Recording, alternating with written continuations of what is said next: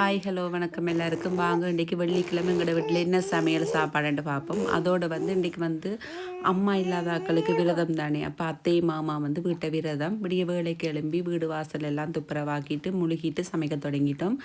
அத்தை எல்லாம் வேலைக்கு எல்லாம் ரெடி பண்ணி வச்சுட்டு அப்போ நான் டக்குன்னு எழும்பி சமைச்சிட்டேன்.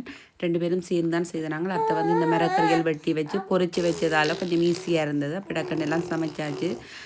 10:30 விடிய 10:30 எல்லாம் சமையல் எல்லாம் முடிஞ்சது. என்னென்னு சொன்னால் விரதம் இருக்கிறார்கள், 12 மணிக்குள்ளே சாப்பிடணும் தானே, விடிய இருந்து சாப்பிடாம தானே இருக்குது அப்படின்றதால டக்குன்னு எல்லாம் சமைச்சாச்சு.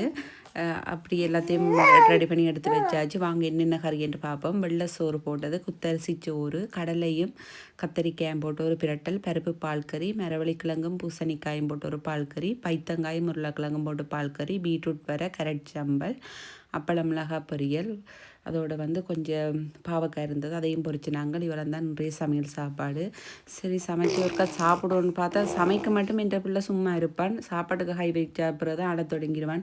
சரி டக்குன்னு அந்த சமைச்ச சாப்பாடை ருசிச்சு கூட சாப்பிடல. சரின்னு டக்குன்னு சாப்பிட்டு பின்னாடி கொஞ்சம் நேரம் கிடைச்சி நித்திரை கொள்றதுக்கு 1 மணித்தியாலம் சும்மா படுத்துருந்தேன்னா 1 மணித்தியாலம் நல்ல நித்திரையாக போயிட்டேன். சரி நித்திரையால் எழும்பினோட ஒரு பசி ஒன்று பசிக்கும்.